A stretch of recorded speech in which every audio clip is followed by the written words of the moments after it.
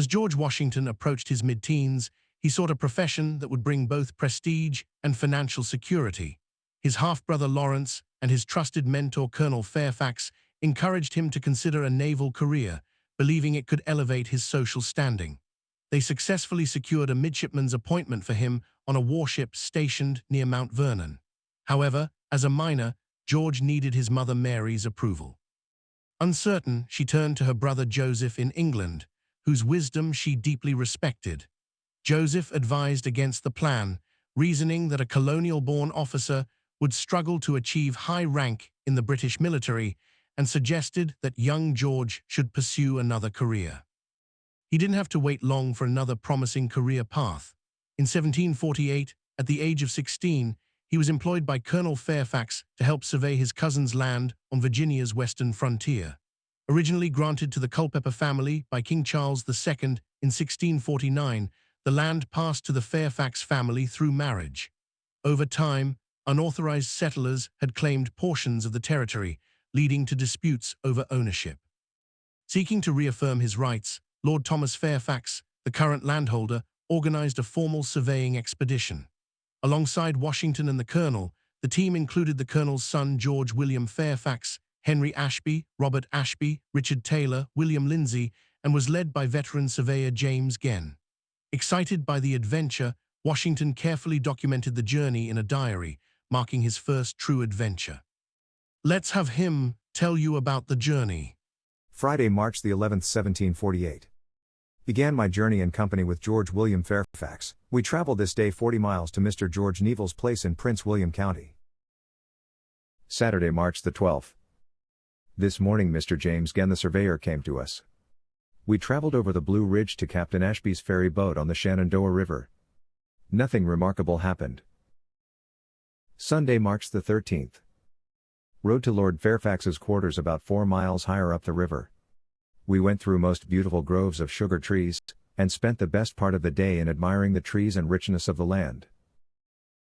Monday the 14th. We sent our baggage to Captain Hyatt's place near Fredericktown. We ourselves went down the river about 16 miles to Captain Isaac Pennington's place in order to lay some lands on Kate's Marsh and Long Marsh. The land, exceedingly rich and fertile all the way, produces abundance of grain, hemp, and tobacco. Tuesday the 15th. We set out early with intent to run around the surveyed land, but being taken in by a rain, and it increasing very fast, we were obliged to return to quarters. It clearing about 1 o'clock, and our time being too precious to lose, we a second time ventured out and worked hard till night, and then returned to Pennington's where we got our suppers and were housed into a room. I, not being so good a woodsman as the rest of my company, stripped myself very orderly and went into the bed, as they called it, when to my surprise I found it to be nothing but a little straw, matted together without sheets or anything else but only one threadbare blanket with double its weight of vermin such as lice, fleas, and such. I was glad to get up, as soon as the light was carried from us, and put on my clothes and sleep as my companions. Had we not have been very tired, I am sure we should not have slept much that night. I made a promise not to sleep in such a place from that time forward, choosing rather to sleep in the open air before a fire. Wednesday the 16th. We set out early and finished about 1 o'clock and then traveled up to Fredericktown where our baggage came to us. We cleaned ourselves, to get rid of the vermin we had catched the night before, and took a review of the town, and then returned to our lodgings where we had a good dinner prepared for us with wine and rum punch in plenty, and a good feather bed with clean sheets, which was a very agreeable regale. Thursday the 17th. Rain till 10 o'clock and then clearing we reached as far as Major Campbell's about 25 miles from town. Nothing remarkable this day nor night but that we had a tolerable good bed to lay on. Friday the 18th. We traveled up about 35 miles to Thomas Barwick's on the Potomac, where we found the river so excessively high by reason of the great rains that had fallen upon the Allegheny Mountains, and they told us that it was bringing down the melted snow and that it would not be shallow enough to cross for several days. It was then above 6 foot higher than usual and was still rising. We agreed to stay till Monday. We this day called to see the famed warm springs. We camped out in the field this night. Nothing remarkable happened till Sunday the 20th. Sunday the 20th. Finding the river not much abated, we, in the evening, swam our horses over and carried them to Charles Polk's in Maryland for pasturage till the next morning. Monday the 21st. We went over the river in a canoe and traveled up the Maryland side all day in a continued rain to Colonel Cressup's right against the mouth of the South Branch about 40 miles from Polk's place. I believe it was the worst road that ever was trod by man or beast.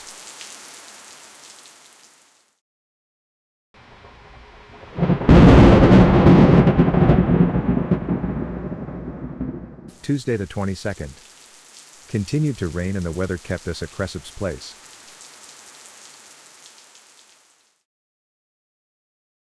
Wednesday the 23rd. Rained till about 2 o'clock and cleared when we were agreeably surprised at the sight of about 30 Indians coming from war. We had some liquor with us of which we gave them to elevate their spirits. It put them in the humor of dancing a war dance. Their manner of dancing is as follows. They clear a large circle and make a great fire in the middle and then seat themselves around it while the speaker makes a grand speech telling them in what manner they are to dance. After he has finished, the best dancer jumps up as one awakened out of a sleep and runs and jumps about the ring in a most fantastical manner. He is followed by the rest. And then begins their musicians to play. The music is made from a pot half of water with a deerskin stretched over it as tight as it can, and from a gourd with some pellets in it to rattle and a piece of a horse's tail tied to it to make it look fine. The one keeps rattling and the other drumming all the while the others are dancing. Friday the 25th. Nothing remarkable happened on Thursday except being with the Indians all day, so I shall skip it. Today left Cressip's and went up to the mouth of Patterson's Creek and there swum our horses over and got over ourselves in a canoe and traveled up the following part of the day to Abram Johnston's place about 15 miles from the mouth where we camped. Saturday the 26th. Traveled up the creek to Solomon Hedges, one of His Majesty's Justices of the Peace for the county of Frederick, where we camped. When we came to supper there was neither a cloth upon the table nor a knife to eat with, but as good luck would have it we had knives of our own. Sunday the 27th.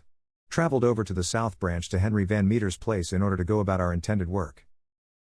Monday the 28th. Traveled up the branch about 30 miles to Mr. James Rutledge's horse farm and about 70 miles from the mouth. Tuesday the 29th. This morning went out and surveyed 500 acres of land and went down to see one Michael Stumps on the south fork of the branch. On our way we shot 2 wild turkeys. Wednesday the 30th. This morning began our intended business of laying of lots. We began at the boundary line of the northern 10 miles above Stumps' place and did a run of 2 lots and returned to Stumps. Thursday the 31st. Early this morning one of our men went out with the gun and soon returned with 2 wild turkeys. We then went to our business. Completed a run of 3 lots and returned to our camping place at Stumps. Friday, April the 1st, 1748. This morning shot twice at wild turkeys but killed none. Completed a run of 3 lots and returned to camp. Saturday, April 2nd. Last night was a blowing and rainy night. Our straw that we were laying upon catched fire and we were luckily preserved by one of our men awaking when it was in a blaze. Later, we completed a run of 4 lots which reached below Stumps' place. Sunday the 3rd. Last night was a much more blustering night than the former. We had our tent carried off with the wind and was obliged to lie the latter part of the night without covering. There came several persons to see us this day. One of our men shot a wild turkey. Monday the 4th. This morning Colonel Fairfax left us with intent to go down to the mouth of the branch. We did 2 lots and was attended by a great company of people, men, women, and children, that accompanied us through the woods as we went. They would never speak English but when spoken to they speak all Dutch. This day our tent was blown down by the violence of the wind. Tuesday the 5th. We went out and did 4 lots. We were attended by the same company of people that we had the day before. Wednesday the 6th. Last night was so intolerably smoky that we were obliged, all hands, to leave the tent to the mercy of the wind and fire. This day was attended by our aforementioned company until about 12 o'clock. When we finished surveying, we traveled down the branch to Henry Van Meter's place. On our journey we were caught in a very heavy rain. We got under a straw house until the worst of it was over and then continued our journey. Thursday the 7th. Rained continuously all last night. This morning one of our men killed a wild turkey that weighed 20 pounds. We went and surveyed 1,500 acres of land and returned to Van Meter's about 1 o'clock. About 2 I heard that Colonel Fairfax had come up to Peter Casey's place about 2 miles away, and I then took my horse and went up to see him. We ate our dinners and walked down to Van Meter's where we stayed about 2 hours, and then walked back again and slept in Casey's house. Which was the first night I had slept in a house since I came to the branch. Friday the 8th. We breakfasted at Casey's and rode down to Van Meter's to get all our company together, which when we had accomplished, we rode down below the trough in order to lay lots there. We laid one this day. The trough is a couple of impassable mountain ledges running side by side together for 7 or 8 miles, and the river runs down between them. You must ride around the back of the mountain to get below them. We camped this night in the woods near a wild meadow where there was a large stack of hay. After we had pitched our tent and made a very large fire, we pulled out our knapsack in order to recover ourselves. Everyone was his own cook. Our spits were fork sticks, our plates was a large chip, as for dishes we had none. Saturday the 9th. Set the surveyors to work whilst Colonel Fairfax and myself stayed at the tent, our provision being all exhausted and the person that was to bring us a replenishment disappointing us. We were obliged to go without until we could get some from the neighbors, which was not until about 4 or 5 o'clock in the evening. We then took our leave of the rest of our company and rode down to John Colin's place in order to set off the next day homewards. Sunday the 10th.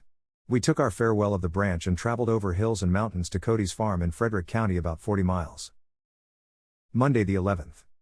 We traveled from Cody's down to Frederick Town, where we reached about 12 o'clock. We dined in town and then went to Captain Heights and lodged. Tuesday the 12th.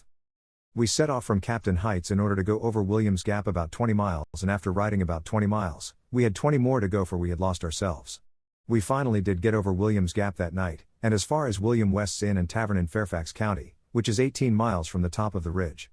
This day we did see a rattlesnake, the first we had seen in all our journey. Wednesday the 13th of April, 1748. Colonel Fairfax got safe home and I myself safe to my brother's home, which concludes my journey and my journal. In 1749, Washington completed the requirements to receive a surveyor's commission from the College of William and Mary. He was then immediately hired to become the public surveyor for Culpeper County. Thus, at the age of 17, he had embarked on a respectable career that would bring him financial security. Though he held the job for only 1 year, the skills he learned not only helped him earn his first paycheck, but also proved useful as he became a land speculator later in life. Thank you for watching. If you found the content useful or entertaining, please subscribe. See this video's description for a complete list of references. We look forward to being with you again in the next episode. I have been your host, Professor Worthington.